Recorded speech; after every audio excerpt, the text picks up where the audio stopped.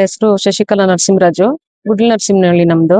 ನಿಮ್ಮನ್ನ ಈ ದಿನ ಇಲ್ಲಿ ಕರೆಸಿರೋ ಉದ್ದೇಶ ಏನಂದ್ರೆ, ನಿನ್ನೆ ಕೆಲವರು ಬಾಗೇಪಲ್ಲಿ ತಾಲೂಕು ಮತ್ತೆ ಶಿಡ್ಲಘಟ್ಟ ತಾಲೂಕರು ಕೆಲವರು ಭೂಗಳ್ರು ಅವರು ನಮ್ಗೆ ಅವರು ಒಂದು ಮೀಡಿಯಾ ಮುಂದೆ ಒಂದು ಸ್ಟೇಟ್ಮೆಂಟ್ ಕೊಟ್ಟಿದ್ದಾರೆ ನಿಮ್ ಮುಖಾಂತರನೇ. ಏನು, ಗುಡ್ಲ ನರಸಿಂಹನಹಳ್ಳಿಯಲ್ಲಿ 19ನೇ ಸರ್ವೆ ನಂಬರ್ ಅಲ್ಲಿ 2 ಎಕರೆ 5 ಕುಂಟೆ ನಿವೇಶನಗಳಲ್ಲಿ ಸಂದೇಶ್ ಅವ್ರು ಬಂದು ಬೋರ್ಡ್ ಹಾಕಿ ಅವ್ರ ಹೆಸರಿಗೆ ಮಾಡಿಸ್ಕೊಳ್ಳೋ ರೀತಿ ಮಾತಾಡಿದ್ದಾರೆ. ಆಮೇಲೆ ಇನ್ನೊಬ್ರು ಲಾಯರ್ ಮುಖಾಂತರ ಒಂದು ಕಂಪ್ಲೇಂಟ್ ಆಗಿದೆ ನನ್ನ ಮೇಲೆನೆ, ಶಶಿಕಲಾ ಅವ್ರ ಮೇಲೆ ಕಂಪ್ಲೇಂಟ್ ಮಾಡಿದ್ದಾರೆ. ಏನು, ಬೋರ್ಡ್ ಹಾಕ್ಬಿಟ್ಟು ಈ ಬೋರ್ಡ್ ತೋರಿಸಿ 2 ಲಕ್ಷ 1 ಲಕ್ಷ 50,000 ಈ ರೀತಿ ಎಲ್ಲ ದುಡ್ಡುಗಳು ತಗೊಂಡಿದ್ದಾರೆ ಅಂಬೇಡ್ಕರ್ ಸೇವಾ ಸಮಿತಿ ಕರ್ನಾಟಕ ವತಿಯಿಂದ ಅಂತ ನಮ್ಮ ಸಂಘಟನೆ ಹೆಸರನ್ನು ಸಹ ಮೆನ್ಷನ್ ಮಾಡಿದ್ದಾರೆ. ಅದನ್ನ ವಿವರಣೆ ಕೊಡ್ತೀನಿ ಸರ್. ಈಗ ನಿಮ್ಗೆ 2017ರಲ್ಲಿ ಗುಡ್ಲ ನರಸಿಂಹನಹಳ್ಳಿ ಗ್ರಾಮ ತುಮ್ಮನಹಳ್ಳಿ ಪಂಚಾಯಿತಿಗೆ 2 ಎಕರೆ 5 ಕುಂಟೆ ನಿವೇಶನಗಳಿಗಾಗಿ ಮಂಜೂರಾಗಿರುತ್ತೆ. ನಮ್ಮ ಪಂಚಾಯಿತಿಗೆ ಲಿಮಿಟ್ ಕೊಟ್ಟಿರ್ತಾರೆ. ನಮ್ಮ ಪಂಚಾಯಿತಿ ಲಿಮಿಟ್ ಬಂದಿರುತ್ತೆ 19ನೇ ಸರ್ವೆ ನಂಬರ್ ಅಲ್ಲಿ. ಆಮೇಲೆ ನಾವು 2017ರಿಂದ 2025 ತನಕ ಹೋರಾಟ ಮಾಡಿದ್ದೀವಿ. ಶಿಡ್ಲಘಟ್ಟ ತಾಲೂಕಲ್ಲಿ ಎಲ್ಲಾ ದಲಿತ ನಾಯಕರ ಹತ್ರ ಮತ್ತೆ ಅಫಿಷಿಯಲ್ ಆಗಿ ಎಲ್ಲಾ ಅಧಿಕಾರಿಗಳ ಹತ್ರ ಎಲ್ಲಾರ ಕಡೆ ಹೋಗಿ ಸಾಕಾಗಿ ನಮ್ಗೆ ಕೊನೆಗೆ ಸಂದೇಶ್ ಅಣ್ಣವ್ರ ಬೆಂಬಲ ಸಿಕ್ತು. ನಮ್ಗೆ ಹೋದ್ವಿ ಸಂದೇಶ್ ಅಣ್ಣವರ ಟೀಮ್ಗ, ಅಂಬೇಡ್ಕರ್ ಸೇವಾ ಸಮಿತಿ ಸಂದೇಶ್ ಅಣ್ಣವ್ರ ಹತ್ರ ಹೋಗ್ಬಿಟ್ಟು, ಅಣ್ಣ ನಮ್ ಪರಿಸ್ಥಿತಿ ಈ ರೀತಿ ಇದೆ, 2017ರಲ್ಲಿ 2 ಎಕರೆ 5 ಕುಂಟೆ ಜಮೀನು ನಿವೇಶನಗಳಿಗಾಗಿ ಕಾಯ್ದಿರಿಸಿದ್ದಾರೆ. ಆದ್ರೆ ಅದನ್ನ ಮುಂಚೂಣಿಗೆ ತಂದು ನಮ್ಗೆ ಯಾವುದೇ ರೀತಿ ನಿವೇಶನಗಳನ್ನ ಹಂಚಿಲ್ಲ. ಇದ್ರ ಬಗ್ಗೆ ಸ್ವಲ್ಪ ಗಮನ ಕೊಟ್ಟು, ಅತಿ ನಿರ್ಗತಿಕರಿದ್ದಾರೆ ನಮ್ಮ ಪಂಚಾಯಿತಿಯಲ್ಲಿ, ನಮ್ಮ ಊರಿನಲ್ಲಿ ಗುಡ್ಲ ನರಸಿಂಹನಹಳ್ಳಿಯಲ್ಲಿ, ಅವ್ರಿಗೆ ನಿಮ್ ಕಡೆಯಿಂದ ನಮ್ಗೊಂದು ಆಧಾರ ಮಾಡ್ಕೊಡಿ ಬನ್ನಿ ಅಂತ ನಾವೇ ಹೋಗಿ ಕರೆದಿದ್ದು ನಮ್ಮ ಗುಡ್ಲ ನರಸಿಂಹನಹಳ್ಳಿ ಗ್ರಾಮಸ್ಥರೇ. ಹೋಗಿ ಕರೆದಾಗ ಅವರು ಆಯ್ತು ಅಂತ ಹೇಳಿ ಎಲ್ಲಾ ಡಾಕ್ಯುಮೆಂಟ್ಸ್ ಚೆಕ್ ಮಾಡಿ ಆಮೇಲೆ ಒಂದಿನ ಬರ್ತಾರೆ ನಮ್ಮೂರ್ಗೆ. ಬಂದಾಗ ನಮ್ಮೂರಿನ ಜನನ ಒಪಿನಿಯನ್ ತಗೊಂತಾರೆ, ಏನು ಯಾವ ರೀತಿ ಇದು ಅಂತ ಅಂದಾಗ, ನಮ್ಗೆ ನಿವೇಶನಗಳಿಲ್ದಿದ್ದವರು ನಿರ್ಗತಿಕರು ನಮ್ಮ ಊರಿನಲ್ಲಿ ಸುಮಾರು 80-90 ಕುಟುಂಬಗಳಿದಾವೆ, ನಮ್ಗೆ ನಿಮ್ ಕಡೆಯಿಂದ ಒಂದು ದಾರಿ ಮಾಡ್ಕೊಡಿ ಅಂತ ಹೇಳಿ ನಮ್ಮ ಗ್ರಾಮಸ್ಥರೆಲ್ಲ ಹೇಳಿದ್ರು ಅವ್ರಿಗೆ. ಆಗ ಡಿಸೆಂಬರ್ ತಿಂಗಳಲ್ಲಿ ಸಂದೇಶ್ ಅಣ್ಣನವರು ಡಿಸಿಗೆ ಮತ್ತೆ ತಹಶೀಲ್ದಾರ್ಗೆ ಎಲ್ಲರಿಗೂ ರಿಕ್ವೆಸ್ಟ್ ಮಾಡಿ ಡಿಸಿಗೆ ಒಂದು ಲೆಟರ್ ಹಾಕಿದಾಗ, ನಮ್ಮ ಅಂಬೇಡ್ಕರ್ ಸೇವಾ ಸಮಿತಿ ಕರ್ನಾಟಕದ ವತಿಯಿಂದ ಡಿಸಿ ಕಡೆಯಿಂದ ತಹಶೀಲ್ದಾರ್ಗೆ ಒಂದು ಲೆಟರ್ ಬರುತ್ತೆ. ಏನು, ಗುಡ್ಲ ನರಸಿಂಹನಹಳ್ಳಿ ಗ್ರಾಮದಲ್ಲಿ ನಿಯಮಾನುಸಾರ ಅವ್ರಿಗೆ ಸೈಟ್ಗಳು ಮಾಡ್ಕೊಡಿ ಅಂತ ಹೇಳಿ ಬರುತ್ತೆ. ಆಗ ಸಂದೇಶ್ ಅಣ್ಣವರು ಮತ್ತೆ ತಹಶೀಲ್ದಾರು ಎಲ್ಲಾ ಅಧಿಕಾರಿಗಳು ಬಂದು ನಾವೊಂದು ಧರಣಿ ಕುತ್ಕೊಂತೀವಿ. ಡಿಸೆಂಬರ್ ತಿಂಗಳಲ್ಲೇ ಧರಣಿ ಕುತ್ಕೊಂತೀವಿ. ಆಗ PDO ಬಂದು ಅವರು ನಮ್ಮ ಆಧಾರಗಳನ್ನ ಕಲೆಕ್ಟ್ ಮಾಡ್ಕೊಂಡು, ಆಯ್ತು ಸರ್ ನಾವು ಮಾಡ್ಕೊಡ್ತೀವಿ, ಯಾರು ಕಾಂಪೌಂಡ್ ಹಾಕಿದಾರೋ ಅವ್ರನ್ನ ತೆರವು ಮಾಡಿ ನಾವು ನಿವೇಶನಗಳಿಗೆ ಮಾಡ್ಕೊಡ್ತೀವಿ ಅಂತ ಹೇಳಿ ಉತ್ತರ ಕೊಟ್ಟು ಅವರು ಒಂದು ಸ್ಟೇಟ್ಮೆಂಟ್ ತಗೊಂಡು ಹೋಗಿರ್ತಾರೆ. ಅದಾದ್ಮೇಲೆ ಸುಮಾರು 15 ದಿನ ಆದ್ಮೇಲೆ ಒತ್ತುವರಿ ತೆರವು ಮಾಡಕ್ ಬರ್ತಾರೆ. ಅದೇ ತಿಂಗಳಲ್ಲಿ, ಡಿಸೆಂಬರ್ ತಿಂಗಳಲ್ಲಿ ಕಾಂಪೌಂಡ್ ಏನಿದೆಯೋ ಅದನ್ನೆಲ್ಲ ಬೀಳ್ಸೋದಕ್ಕೆ ಅಧಿಕಾರಿಗಳ ಮುಖಾಂತರ ಸಂದೇಶ್ ಅಣ್ಣನವರು ನಮ್ಮ ಗ್ರಾಮಕ್ಕೆ ಭೇಟಿ ನೀಡ್ತಾರೆ. ಆಗ ಕಾಂಪೌಂಡ್ ತೆರವುಗೊಳಿಸ್ಬಿಟ್ಟು ಬೋರ್ಡ್ ಹಾಕ್ತಾರೆ. ಬೋರ್ಡ್ ಹಾಕಿದ್ದು 15 ದಿನಕ್ಕೆ ಮತ್ತೆ ಒಂದು ಸ್ಟೇ ಬರುತ್ತೆ ಅದ್ರ ಮೇಲೆ. ಏನಂತ, 53 ಅರ್ಜಿ ಹಾಕೊಂಡಿದೀವಿ ನಾವು, ಇದು ಸೈಟ್ಗಳು ಮಾಡಬಾರ್ದು ಅಂತ ಹೇಳಿ ಒಂದು ಸ್ಟೇ ಬರುತ್ತೆ. ಆಗ ಸಂದೇಶ್ ಅಣ್ಣವ್ರಿಗೆ ಹೇಳಿದಕ್ಕೆ, ಆಯ್ತು ಬಿಡಮ್ಮ, 4 ಜನಕ್ಕೆ ಒಳ್ಳೇದಾಗ್ಬೇಕು ಅಂತ ಹೇಳ್ಬಿಟ್ಟು ನಾವು ಮಾಡಿದೀವಿ, ಆ ಸ್ಟೇ ವೆಕೇಟ್ ಆಗುತ್ತೆ, ಆದ್ಮೇಲೆ ಮಾಡ್ಕೊಳ್ಳುತ್ತೆ, ನಿಮ್ಗೆ ಬರುತ್ತೆ ಜಾಗ ಅಂತ ಹೇಳಿ ನಮ್ಗೊಂದು ಭರವಸೆ ಕೊಡ್ತಾರೆ. ಇದ್ರ ಉದ್ದೇಶ, ಇಷ್ಟು ಹೇಳಿದ ಉದ್ದೇಶ ಏನು ಅಂದ್ರೆ, ನಾನು ಸುಮಾರು 10 ವರ್ಷಗಳಿಂದ ಯಾವ ಅಧಿಕಾರಿಗಳನ್ನ ಅದು ಕೈಗೆ ತಗೊಂಡಿರ್ಲಿಲ್ಲ. ನಾವೊಂದು ಬೋರ್ಡ್ ಹಾಕಿದ್ದಾದ್ಮೇಲೆ ಬೇರೆ ವ್ಯಕ್ತಿ ಅಲ್ಲಿ ಹೋಗೋದಕ್ಕೆ ಆಶ್ವಾಸನೆ ಇಲ್ಲ, ಯಾರು ಹೋಗೋದಕ್ಕೂ ಧೈರ್ಯ ಮಾಡ್ಲಿಲ್ಲ. ನಾವು ಆ ಬೋರ್ಡ್ ಹಾಕಿರೋ ಉದ್ದೇಶ ನಮ್ ಸೇಫ್ಟಿಗೆ, ಏನು 4 ಜನಕ್ಕೆ ಜೀವನ ಆಗುತ್ತೆ, ಒಂದು ಸೈಟ್ ಆಗುತ್ತೆ ಅಂತ ಹೇಳಿ ನಮ್ಮ ಸೇಫ್ಟಿಗೆ ನಾವು ಹಾಕೊಂಡಿದೀವಿ. ಇದ್ರಲ್ಲಿ ಸಂದೇಶ್ ಅಣ್ಣನ ವಿಚಾರ ಏನ್ ಬರುತ್ತೆ ಇದ್ರಲ್ಲಿ? ಅವ್ರು ನಮ್ಗೆ ಕಷ್ಟಪಟ್ಟು ಬಿಡಿಸ್ಕೊಟ್ಟಿದ್ದಾರೆ, ಅದಕ್ಕೋಸ್ಕರ ಅವ್ರ ಮನೇಲಿ ಇಟ್ಕೊಂಡು ಪೂಜೆ ಮಾಡ್ತೀವಿ, ಅದ್ರಲ್ಲಿ ತಪ್ಪೇನಿದೆ ಸರ್? ಸಾರ್ವಜನಿಕರ ಸೇಫ್ಟಿಗೆ. ಈಗ ನಿರ್ಗತಿಕರು ಇದ್ದಾರೆ ಸರ್, ಒಂದು ಕುಟುಂಬದಲ್ಲಿ 4 ಜನ 5 ಜನ ಮಕ್ಳಿದ್ದು ಅವಿಭಕ್ತ ಕುಟುಂಬಗಳು ತುಂಬಾ ಇದೆ. ಸೊ ನೀವ್ ಯಾವತ್ತಾದ್ರೂ ಬಂದು ವಿಚಾರಣೆ ಮಾಡಿದಾಗೂ ಅದು ಕರೆಕ್ಟ್ ಇರ್ಬೇಕು. ಅವಿಭಕ್ತ ಕುಟುಂಬಗಳಿದಾವೆ, ಆ ಕುಟುಂಬಗಳಿಗೆ ಒಂದೊಂದ್ ಮನೆ ಆದ್ರೆ ತಿಳ್ಕೊಂತಾರೆ, ಅವ್ರಿಗೊಂದು ಅನುಕೂಲ ಆಗುತ್ತೆ ಅನ್ನೋ ಮಟ್ಟಕ್ಕೆ ನಾವು ಬೋರ್ಡ್ ಹಾಕ್ಸ್ಕೊಂಡ್ವಿ. ಬೋರ್ಡ್ ಹಾಕ್ಸ್ಕೊಂಡಿದ್ದಾದ್ಮೇಲೆ ಯಾವುದೇ ಒಂದು ವ್ಯಕ್ತಿ ಈಗ 7-8 ವರ್ಷಗಳಿಂದ ಬೇರೆಯವರು ಹೆಂಗ್ ಕಾಂಪೌಂಡ್ ಹಾಕೊಂಡಿದ್ರು, ಬೋರ್ಡ್ ಹಾಕದ್ಮೇಲೆ ಯಾರು ಅದ್ರಲ್ಲಿ ಅಜ್ಜೆ ಇಡುವಂತ ವ್ಯವಸ್ಥೆ ಮಾಡಿಲ್ಲ, ಧೈರ್ಯನೂ ಮಾಡ್ಲಿಲ್ಲ. ಯಾಕಂದ್ರೆ ನಮ್ಗೆ ಅಂಬೇಡ್ಕರ್ ಸೇವಾ ಸಮಿತಿ ನಮ್ ಜೊತೆಲಿದ್ರು ಸರ್. ತೊಡಕು ಉಂಟುಗಳು ಏನು ಮಾಡಿಲ್ಲ ಸರ್. ಅಂಬೇಡ್ಕರ್ ಬೋರ್ಡ್ ಹಾಕ್ದಾಗ ಜೊತೆಲೇ ಇದ್ರು. ಆ ವಿಡಿಯೋ ಸಮೇತ ನಿಮ್ಗೆ ಕಳಿಸ್ತೀನಿ ನಾನು. ಏನು ಹೌದು ಸರ್. ಈಗ ನನ್ ಮೇಲೆ ಆ ರೀತಿ ಆರೋಪ ಮಾಡಿದ್ದಾರೆ. ಯಾರು ಲಾಯರ್ ಅವರು, ರಾಮಕೃಷ್ಣ ಅವರು ಲಾ ಮಾಡಿ ಕಾನೂನು ಅರ್ತಿರುವಂತ ವ್ಯಕ್ತಿ. ಈಗ ಆ ಲಾಯರ್ ಯಾವ ಊರ್ನವರು? ನಮ್ಮ ಪಂಚಾಯತಿಗೆ ಬರೋ ವ್ಯಕ್ತಿ ಅಲ್ಲ ಅವರು. ಅವ್ರು ಬಂದು ಬೇರೆ ಕೊತ್ನೂರು ಪಂಚಾಯತಿಗೇನೋ ಸೇರ್ತಾರೆ ಅವರು. ಸರ್ಕಾರದಿಂದ ಜಮೀನು ಒಂದು ಸೈಟ್ ಮಾಡ್ಕೊಡ್ಬೇಕು ಅಂದಾಗ ಒಂದು PDO ಪರ್ಮಿಷನ್ ಬರ್ಬೇಕು, ಹಕ್ಪತ್ರ ಕೊಡ್ಬೇಕಂದ್ರೆ ನಾನ್ ಕೊಡ್ತೀನಾ? ಇಲ್ಲ ಅಟ್ಲೀಸ್ಟ್ ನಾನೀಗ 2 ಲಕ್ಷ ಕೊಡ್ತೀನಿ ಅಣ್ಣ ನಿನ್ಗೆ, 2 ಲಕ್ಷ ಕೊಟ್ಬಿಡಿ ಅಣ್ಣ ನನ್ಗೆ, ನಿಮ್ಗೆ ಸೈಟ್ ಮಾಡ್ಕೊಟ್ಬಿಡ್ತೀನಿ ಅಂದಾಗ ಅವ್ರೇನ್ ಗೂಬೆನಾ? ಲಾ ಮಾಡಿಲ್ವಾ ಅವರು? ಕಾನೂನು ಅರ್ತಿಲ್ವಾ? ನಾನು ನಮ್ಮ ಅಪ್ಪನಾಸ್ತಿ ಅಂತ ನಾನು ಅವ್ರಿಗೇನಾದ್ರು ಕೊಡ್ತೀನಾ? ನಮ್ಮ ಅಪ್ಪನಾಸ್ತಿ ಆಗಿದೆ, ಇಲ್ಲ ನನ್ನ ಹೆಸರಲ್ಲಿ ಏನಾದ್ರು ಜಮೀನ್ ಇದ್ದು ಸೈಟ್ ಇದ್ದು ನಿಮ್ಗೆ ಮಾಡ್ಕೊಡ್ತೀವಿ ಸರ್ ಅಂತ ಹೇಳಿದ್ರೆ, ನಿಮ್ ಸೇಫ್ಟಿಗೆ ನನ್ನ ಕಡೆಯಿಂದ ಅಗ್ರಿಮೆಂಟ್ ಏನಾದ್ರು ಒಂದು ಮಾಡ್ಕೊಂಡು ನೀವು 2 ಲಕ್ಷ ದುಡ್ಡು ಕೊಡ್ತೀರಾ ನನ್ಗೆ. ನಮ್ಮ ಹಳ್ಳಿಗಳ ಕಡೆ ಆಯ್ತು ಸರ್. ಈಗ ಏನು ಎಲ್ಲಾ ಜನಗಳ ಹತ್ರ ತಗೊಳ್ತಾ ಇದ್ದಾರೆ ಅಂತ ಅವ್ರು ಒಂದು ಆರೋಪ ಮಾಡಿದ್ದಾರೆ. ನಮ್ಮ ಹಳ್ಳಿಯಲ್ಲಿ ಕೂಲಿನಲ್ಲಿ ಮಾಡುವಂತ ಜನ ಅತಿ ನಿರ್ಗತಿಕರಿದ್ದಾರೆ. 1 ಲಕ್ಷ 2 ಲಕ್ಷ ಸಂಪಾದನೆ ಮಾಡ್ಬೇಕಂದ್ರೆ ಸುಮಾರು ದಿನಗಳು ದುಡಿಬೇಕು. ಅಂತ ವ್ಯಕ್ತಿಗಳ ಹತ್ರ ನಾನು ದುಡ್ಡು ವಸೂಲಿ ಮಾಡ್ಕೊಂಡು ನಾನು ಐಷಾರಾಮಿ ಜೀವನ ಮಾಡ್ತಾ ಇಲ್ಲ. ಯಾಕಂದ್ರೆ ನನಗೆ ಒಂದ್ ಸೈಟ್ ಇಲ್ಲ, ಮನೆಗೆ ಇರೋದಕ್ಕೆ ಒಂದ್ ಸೈಟ್ ಇಲ್ಲ. ನನ್ನ ಹೆಸರಲ್ಲಿ ಯಾವ್ದೇ ರೀತಿ ಮನೆಗಳಾಗ್ಲಿ ನಾನೇನು ಐಷಾರಾಮಿ ಜೀವನ ಏನು ಮಾಡ್ತಾ ಇಲ್ಲ. ದೂರವಾದ ಮಾತು ಸರ್ ಅದು. ಈಗ ನನ್ನ ಹತ್ರನೂ ಇದೆ ಸರ್. ಈಗ ನನ್ನ ಹತ್ರನೂ ಇದೆ, ಒಂದ್ ನಿಮಿಷ ಡಾಕ್ಯುಮೆಂಟ್ಸ್ ಇದೆ ನೋಡಿ. ಇನ್ನು ಲಾಯರ್ ಅವರು ರಾಮಕೃಷ್ಣ ಎನ್ನು ಲಾಯರ್ ಅವರು, ಒಂದ್ ನಿಮಿಷ 2023 ನಾನು ಅಂಗಡಿ ನಡೆಸ್ತಾ ಇದ್ದೆ. ಯಾವುದೇ ಹೋರಾಟಗಳು ಏನು ಮಾಡ್ತಾ ಇರ್ಲಿಲ್ಲ ನಾನು. ಅಂಬೇಡ್ಕರ್ ಸೇವಾ ಸಮಿತಿಯಲ್ಲೂ ನಾನು ಇರ್ಲಿಲ್ಲ. ಗೊರ್ಮಡ್ಗು ಕ್ರಾಸ್ ಅಂತ ಬರುತ್ತೆ, ಅಲ್ಲಿ ನಾನು ಅಂಗಡಿ ನಡೆಸ್ತಾ ಇದ್ದೆ, ಚಿಲ್ಲರೆ ಅಂಗಡಿ. ಅಲ್ಲಿನ ವ್ಯವಹಾರಗಳು ನೋಡಿ ಅವರು ನಮ್ಮ ಅಂಗಡಿ ಕಡೆ ಬಂದು ಹೋಗೋ ರೀತಿ ಮಾಡಿ ನನಗೆ ಬಡ್ಡಿ ವ್ಯವಹಾರಕ್ಕೆ ಅಂತ ದುಡ್ಡು ಕೊಟ್ರು. ನನ್ನ ಹತ್ರ ಚೆಕ್ಗಳು ತಗೊಂಡು ನನಗೆ ರಾಮಕೃಷ್ಣ ಅನ್ನೋರು, ಲಾಯರ್ ರಾಮಕೃಷ್ಣ ಅವರು 10 ರೂಪಾಯಿ ಇಂಟ್ರೆಸ್ಟ್ ರೀತಿ ನನ್ಗೆ 50,000 ಫಸ್ಟ್ ದುಡ್ಡು ಕೊಟ್ರು. ಅದಾದ್ಮೇಲೆ ನಾನು ಫೋನ್ ಪೇ ಮುಖಾಂತರನೇ ಅವ್ರಿಗೆ ಕ್ಲಿಯರ್ ಮಾಡಿದೀನಿ.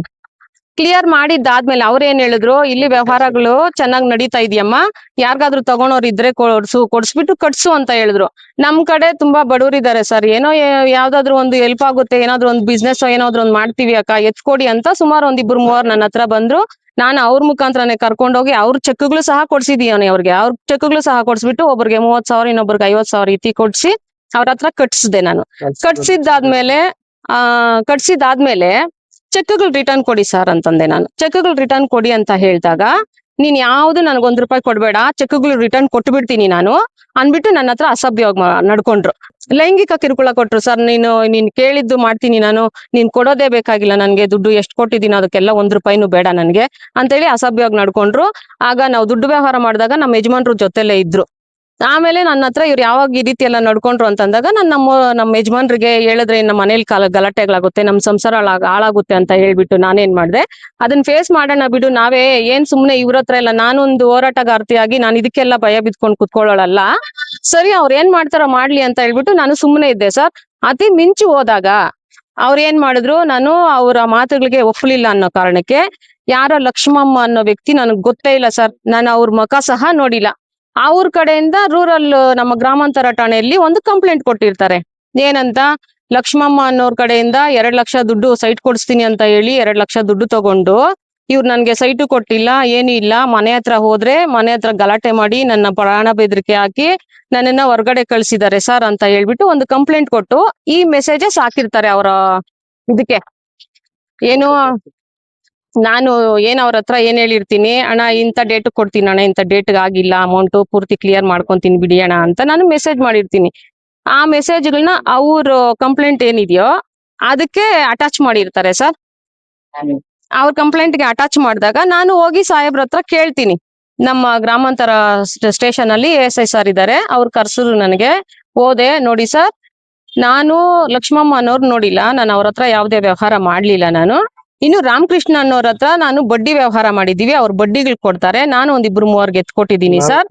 4 ಊರಲ್ಲಿ 4-5 ಜನ ಇದ್ದಾರೆ, ಎತ್ಕೊಟ್ಟಿದ್ದೀನಿ ಸರ್ ನಾನು. ಅವ್ರ ಹತ್ರ ಕಟ್ಸಿದೀನಿ ಸಹ. ನನ್ಗೆ ಚೆಕ್ಗಳು ಕೊಡಿ ಅಂತ ಕೇಳಿದಾಗ ಲಕ್ಷ್ಮಮ್ಮ ಅನ್ನೋರು ಯಾರನ್ನೋ 3ನೇ ವ್ಯಕ್ತಿ ಅಂತಂದು ಇಲ್ಲಿ ಅಡ್ಡ ಹಾಕಿದ್ದಾರೆ, ನನಗೂ ಅದಕ್ಕೂ ಸಂಬಂಧ ಇಲ್ಲ ಅಂತ ಹೇಳಿದಾಗ, ಆಯ್ತಮ್ಮ ನೀನು ಬಂದು ಅವ್ರನ್ನ ಕರ್ಸ್ತೀನಿ, ಬಂದು ಮಾತಾಡಿ ಅಂತ ಹೇಳಿದ್ರು. ರಾಮಕೃಷ್ಣ ಅವರು ಬಡ್ಡಿ ವ್ಯವಹಾರ ಲೈಸೆನ್ಸ್ ಯಾವುದೇ ರೀತಿ ಇಲ್ಲ ಸರ್, ನಾನು ಯಾವುದೇ ರೀತಿ ಕೇಳಿಲ್ಲ ಸರ್. ಅಂಗಡಿಯಲ್ಲಿ ವ್ಯವಹಾರ ನಡೀತಾ ಇತ್ತು, ಕಷ್ಟಗಳು ಬೇರೆ ತುಂಬಾ, ಕಟ್ತೀವಿ ಸರ್ ಅಂತ ಒಂದು ನಂಬಿಕೆ ಮೇಲೆ ಅವರು ಕೊಟ್ರು, ನಾನು ನಂಬಿಕೆ ಮೇಲೆ ತಗೊಂಡು ಕಟ್ತಾ ಇದ್ದೆ. ನನ್ನ ಚೆಕ್ಗಳನ್ನ ನನ್ನ ಆಧಾರಕ್ಕೋಸ್ಕರ, ಅವರ ದುಡ್ಡಿನ ಆಧಾರಕ್ಕೋಸ್ಕರ ಚೆಕ್ಗಳು ತಗೊಂಡಿದ್ದಾದ್ಮೇಲೆ ನಾನೆಲ್ಲ ಪೂರ್ತಿ ಅಮೌಂಟ್ ಕಟ್ಟಿದಾಗ ಚೆಕ್ ರಿಟರ್ನ್ ಕೇಳಿದಾಗ ಆವಾಗ ಇದೆಲ್ಲ ಸೃಷ್ಟಿಯಾಗಿದ್ದು. ಅದಾದ್ಮೇಲೆ ಒಂದು ಸುಬ್ಬಾರೆಡ್ಡಿ ಕೇಸ್ ವಿಚಾರವಾಗಿ ನಮ್ಮ ಅಂಬೇಡ್ಕರ್ ಸೇವಾ ಸಮಿತಿ ಕಡೆಯಿಂದ ಒಂದು ಪ್ರೆಸ್ ಮೀಟ್ ಆಗುತ್ತೆ. ಅವ್ರ ಆಪೋಸಿಟ್ ಆಗಿ ನಮ್ಮ ರಾಜ್ಯಾಧ್ಯಕ್ಷರು ಮಾತಾಡ್ತಾರೆ. ನಾವು ನಮ್ಮ ತಾಲೂಕ್ ಕಡೆಯಿಂದ ನಾನು ಒಬ್ಳೆ ಸಹ ಪ್ರೆಸ್ ಮೀಟ್ ಮಾಡೋದು. ಏನಂತ ಇವರು ಸುಬ್ಬಾರೆಡ್ಡಿ ಏನು ಮಾಡ್ತಾ ಇದಾರೋ ಅದಕ್ಕೆಲ್ಲ ವಿತ್ ಪ್ರೂಫ್ ಸಹ ತೋರಿಸ್ತಾ ಇದ್ದಾರೆ ಸಂದೇಶ್ ಅಣ್ಣನವರು. ಇವರು ಗಾಳಿಯಲ್ಲಿ ಗುಂಡು ಬೀಸೋ ಕೆಲಸ ಮಾಡ್ಬೇಡ ಸಂದೇಶ್, ಯಾರು ವೈಶಂಕರ್ ಅನ್ನೋರು ಪ್ರೆಸ್ ಮೀಟ್ ಅಲ್ಲಿ ಮಾತಾಡಿದ್ರು. ನಿನ್ ಗಂಡ್ಸಾದ್ರೆ ಬಾ ಸಂದೇಶ್, ನಾವ್ ನೋಡ್ಕೊಂತೀವಿ, ಮಾತಾಡ್ತೀವಿ, ಹಾಗೆ ಹೇಗೆ ಅಂತೆಲ್ಲ ಮಾತಾಡಿದ್ರು. ನಮಗೆ ನಮ್ಮ ರಾಜ್ಯಾಧ್ಯಕ್ಷರನ್ನ ಗೌರವ ಕಾಪಾಡ್ಕೊಳ್ಳೋದು ನಮ್ಮ ಧರ್ಮ, ನಮ್ಮ ಕರ್ತವ್ಯ ಅದು. ನಾನು ಮಾತಾಡ್ದೆ ಪ್ರೆಸ್ ಮೀಟಿಂಗ್ ಅಲ್ಲಿ ಮಾತಾಡ್ದೆ. ನಾನು ಗಂಡ್ಸಾದ್ರೆ ಬಾ ಅಂತ ಕರಿತಾ ಇದ್ದೀಯಲ್ರಿ ನೀವು, ಈಗ ಆಲ್ರೆಡಿ ಸೋಮಲಾಪುರದ್ದು ತೋರಿಸ್ತಾ ಇದ್ದಾರೆ, ಈಗ ಸುಮ್ನೆ ನೀವ್ ಯಾಕ್ರಿ ಮೈಯೆಲ್ಲ ಪರ್ಚ್ಕೊಂತೀರಾ? ಸುಬ್ಬಾರೆಡ್ಡಿ MLA ಸುಬ್ಬಾರೆಡ್ಡಿ ಅವ್ರ ಕಡೆ ಮೇಲೆ ಅವ್ರು ಆರೋಪ ಮಾಡಿದ್ದಾರೆ, ಅದು ಏನಿದ್ರೇನು ಅವ್ರು ಮಾತಾಡ್ಕೊಂತಾರೆ, ನಿಮ್ಗೆ ಯಾಕೆ ಅಂತೆಲ್ಲ ನಾನು ಈ ರೀತಿ ಎಲ್ಲ ಕ್ವಶನ್ ಮಾಡಿದ್ದೆ ಸರ್. ಇದೆಲ್ಲ ಆದ್ಮೇಲೆ ಈಗ ಇಡೀ ರಾಜ್ಯನೇ ನೋಡ್ತಾ ಇದೆ, ನಿಮ್ಗೆಲ್ಲ ಗೊತ್ತಿದ್ದಂಗೆ ಏನೇನ್ ನಡೀತಾ ಇದೆ. ಸಂದೇಶ್ ಅಣ್ಣವ್ರು ಏನ್ ಮಾಡಿದ್ದಾರೆ, MLA ಇವ್ರದ್ದು ಏನೇನು ಹೊರಗಡೆ ತೆಗ್ದಿದ್ದಾರೆ. 2023 ನಾನು ದುಡ್ಡಿನ ವ್ಯವಹಾರ ಮಾಡಿರೋದು, ಬಡ್ಡಿ ವ್ಯವಹಾರ ಅವ್ರು ಮಾಡಿರೋದು. ನಾನು ಅಂದ್ರೆ ಒಂದು 8 ತಿಂಗಳು 9 ತಿಂಗಳು ಆಗಿರುತ್ತೆ ಸರ್ ನನ್ನ ಸಂಘಟನೆಗೆ ಸೇರ್ಕೊಂಡು. ಇನ್ನು ನಾನು ಆದೇಶ ಪ್ರಮಾಣ ಪತ್ರ ಸಹ ತಗೊಂಡಿಲ್ಲ, ಇನ್ನು ಸರ್ವಿಸ್ ಮಾಡ್ತಾ ಇದ್ದೀವಿ ನಮ್ ರಾಜ್ಯಾಧ್ಯಕ್ಷರು ಅವರೇ ಅಂತ ಹೇಳ್ಬಿಟ್ಟು. ಅದು ಬಿಟ್ರೆ ನಮ್ಮ ದುಡ್ಡು ವ್ಯವಹಾರಕ್ಕೂ ಸಂದೇಶ್ ಅಣ್ಣ ಅಂಬೇಡ್ಕರ್ ಸೇವಾ ಸಮಿತಿಗೂ ಯಾವುದೇ ಸಂಬಂಧ ಇಲ್ಲ. ನಾನು ಒಂದು 7-8 ತಿಂಗಳಾಯ್ತು ಅಷ್ಟೇ ನನ್ನ ಸಂಘಟನೆಗೆ ಸೇರ್ಕೊಂಡು. ಆಮೇಲೆ SP ಸಾಹೇಬ್ರ ಗಮನಕ್ಕೆ ಒಂದು ಹೇಳ್ಬೇಕು ಸರ್. ನಾನೀಗ ಕಂಪ್ಲೇಂಟ್ ಮಾಡಿದ್ದಾರೆ, ಮೊನ್ನೆನೆ ಏನೋ ಕಂಪ್ಲೇಂಟ್ ಮಾಡಿದ್ದಾರೆ ಸರ್ ಅವರು SP ಸಾಹೇಬ್ರ ಹತ್ರ. ಏನಂತ ಮಾಡಿದ್ದಾರೆ, 1 ವರ್ಷದ ಹಿಂದೆ ನಾನು ಇವ್ರ ಹತ್ರ ಲಕ್ಷ್ಮಮ್ಮ ಅನ್ನೋರ್ ಕಡೆಯಿಂದ ಕಂಪ್ಲೇಂಟ್ ಮಾಡಿಸಿದ್ದಾರೆ ಸಾಹೇಬ್ರ ಹತ್ರ, SP ಸಾಹೇಬ್ರ ಹತ್ರ. 1 ವರ್ಷದ ಹಿಂದೆ ನಾನು ಇವ್ರ ಹತ್ರ 2 ಲಕ್ಷ ದುಡ್ಡು ಕೊಟ್ಟು ಸೈಟ್ಗಳು ಬೋರ್ಡ್ ತೋರಿಸಿ 2 ಲಕ್ಷ ದುಡ್ಡು ತಗೊಂಡಿದ್ದಾರೆ ಸರ್ ಅಂತ ಹೇಳಿ ಒಂದು ಮೆನ್ಷನ್ ಮಾಡಿ ಹೈಲೈಟ್ ಮಾಡಿ ತೋರಿಸಿದ್ದಾರೆ. ಏನಂತ 2 ಲಕ್ಷ ಇವರು 1 ವರ್ಷದ ಹಿಂದೆ ನನ್ನ ಹತ್ರ ಬಂದು ಬೋರ್ಡ್ ತೋರಿಸ್ಬಿಟ್ಟು ನನ್ನ ಹತ್ರ ದುಡ್ಡು ತಗೊಂಡಿದ್ದಾರೆ, 2 ಲಕ್ಷ ಸೈಟ್ ಕೊಡಿಸ್ತೀನಿ ಅಂತ. ಅದೊಂದು ಗಮನದಲ್ಲಿ ಇರ್ಲಿ ಸರ್. ನಾನು ಸೇರಿ 8 ತಿಂಗಳಾಯ್ತು. ನಮ್ಮ ಊರಿನಲ್ಲಿ ಅಂಬೇಡ್ಕರ್ ಸೇವಾ ಸಮಿತಿ ಬೋರ್ಡ್ ಹಾಕಿ ನಾವು ಒತ್ತುವರಿ ಕಾಂಪೌಂಡ್ ತೆರವುಗೊಳಿಸಿ 8 ತಿಂಗಳಾಗಿದೆ. ಇವರು 1 ವರ್ಷದಿಂದ ಬಂದು ಬೋರ್ಡ್ ತೋರಿಸ್ತಾ ಇದ್ದೀನಿ ಅಂತ ಹೇಳ್ತಾ ಇದ್ದಾರೆ. ದಯವಿಟ್ಟು ಇದೊಂದು ಸ್ವಲ್ಪ ಹೆಡ್ಲೈನ್ ಅಲ್ಲಿ ಹಾಕಿ. ಅದು ತಪ್ಪು. ಯಾಕಂದ್ರೆ ನಾನು ಅಂಬೇಡ್ಕರ್ ಸೇವಾ ಸಮಿತಿಗೆ ಸೇರ್ಕೊಂಡೆ 8 ತಿಂಗಳಾಗಿದೆ ಸರ್. ಸಂದೇಶ್ ಅಣ್ಣನವ್ರಿಗೂ ಇದಕ್ಕೂ ಯಾವುದೇ ರೀತಿ ಸಂಬಂಧನೇ ಇಲ್ಲ ಸರ್. ನೀವು ಹಣದ ವ್ಯವಹಾರ ಮಾಡಿರೋದು ಬಡ್ಡಿ ರೂಪದಲ್ಲಿ 10 ರೂಪಾಯಿ ಇಂಟ್ರೆಸ್ಟ್. ಈಗ ಇಲ್ಲೇ ಇದ್ದಾನೆ ಒಬ್ಬ ಹುಡುಗ ರವಿ ಅಂತ, ಈ ಹುಡುಗನ್ಗೆ 30,000 ಕೊಡ್ಸಿದೀನಿ. ಆ ಹುಡುಗನ್ ಚೆಕ್ ಸಮೇತ ಅವ್ರ ಹತ್ರನೇ ಇದೆ. ಅವನು ನನ್ನ ಅಕೌಂಟ್ಗೆ ಹಾಕ್ತಾ ಇದ್ದಿದ್ದು, ನಾನೇ ಮುಂದೆ ಹೋಗಿ ಕೊಡ್ತಾ ಇದ್ದಿದ್ದು. ಆರೋಪ ಎಲ್ಲಾ ಸತ್ಯಕ್ಕೆ ದೂರದ ಮಾತು. ಆಮೇಲೆ ಇನ್ನೊಂದ್ ಮಾತು ಹೇಳಿದ್ದಾರೆ ಶಂಕರ್ ಅವರು, ನಾನು ಅದು ಬೋರ್ಡ್ ಹಾಕಿರೋದು ತೆಗ್ಸಿಲ್ಲ ಅಂದ್ರೆ ನಾನು FIR ಮಾಡಿಸ್ತೀನಿ ಅಂತ ಹೇಳ್ತಾ ಇದ್ದಾರೆ. ನೋಡಿ sir, this property is belong to Sandesh ಅಂತಲ್ಲ ಅಲ್ಲಿರೋದು ಅಂಬೇಡ್ಕರ್ ಸೇವಾ ಸಮಿತಿ ಕರ್ನಾಟಕ. ನಿಷೇಧಗೊಳಿಸಿದ್ದೇವೆ, ಒತ್ತುವರಿ ನಿಷೇಧಗೊಳಿಸ್ತೀವಿ, ಬೇರೆಯವ್ರಿಗೆ ಯಾರಿಗೂ ಆಸ್ವಾದನೆ ಇರಬಾರ್ದು ಅಂತ ಹೇಳಿ ಹಾಕಿದ್ದಾರೆ. ಅದು ನಮ್ಮ ಊರಿನ ಜನಕ್ಕೋಸ್ಕರ ಹಾಕೊಂಡಿದೀವಿ. ಅಷ್ಟು ಬಿಟ್ರೆ ಬೇರೆ ಯಾವ ರೀತಿನೂ ಆರೋಪಗಳು ಅವ್ರ ಮೇಲೆ ಮಾಡಬಾರ್ದು ಅಂತಾನೆ ಹೇಳ್ತೀನಿ ಸರ್. ಹೌದು ಸರ್. ನಮ್ಗೆ ಅವರು ಊರಿನಲ್ಲಿ ಕೆಲವರೆಲ್ಲ ಮೊದಲು ಯಾರು ಕಾಂಪೌಂಡ್ ಹಾಕೊಂಡಿದ್ರು ಅವ್ರ ಮೇಲೆ ಡೌಟ್ ಇದೆ ಸರ್ ನನ್ಗೆ. ನಾನು ಇದೇ ಪರ್ಫೆಕ್ಟ್ ಆಗಿ ಹೇಳಕ್ ಆಗೋದಿಲ್ಲ. ಯಾಕಂದ್ರೆ ಬಡ್ಡಿ ವಿಚಾರ ತಗೊಂಡ್ ಬಂದು ಅಂಬೇಡ್ಕರ್ ಸೇವಾ ಸಮಿತಿಗೆ ಸೇರ್ಸಿದ್ರು ಇವ್ರು, ಯಾರು ಲಾಯರ್ ಅವರು. ಅವರೊಬ್ಬ ದೊಡ್ಡ ಫ್ರಾಡ್ ಇದ್ದಂಗಿದ್ದಾರೆ ಅವರು, ಲಾಯರ್ ರಾಮಕೃಷ್ಣ ಅವರು. ಈ ಬಡ್ಡಿ ವ್ಯವಹಾರ ದುಡ್ಡು ವ್ಯವಹಾರ ಮಾಡ್ತಾ ಇರೋದೇ ಅವರು. ಸೊ ಅಲ್ಲಿ ಕೊತ್ನೂರು ಪಂಚಾಯತಿಯಲ್ಲಿ, ತುಮ್ನಳ್ಳಿ ಪಂಚಾಯತಿಯಲ್ಲಿ ಸುಮಾರು ಜನಗಳಿಗೆ ಬಡ್ಡಿ ಕೊಟ್ಬಿಟ್ಟು ಆ ಪುಣ್ಯಾತ್ಮ ಕೇಸುಗಳು 50,000 ಕೊಟ್ಟಿದ್ದಾನಂದ್ರೆ 2 ಲಕ್ಷ ಕೇಸ್ ಹಾಕ್ತಾನೆ. ಕೆಲವರೆಲ್ಲ ಊರೇ ಬಿಟ್ಬಿಟ್ಟಿದ್ದಾರೆ ಅವ್ರ ಕಡೆಯಿಂದ.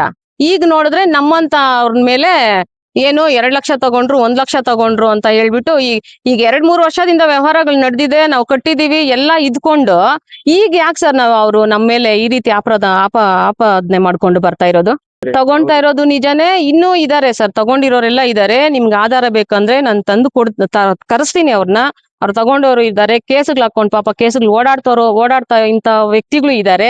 ಕರ್ಕೊಂಡ್ಬಂದು ನಿಮ್ ಮುಂದೆ ನಿಲ್ಲಿಸ್ತೀನಿ ಸರ್ ನಾನು. ಬಡ್ಡಿ ವ್ಯವಹಾರಕ್ಕೂ ಮತ್ತೆ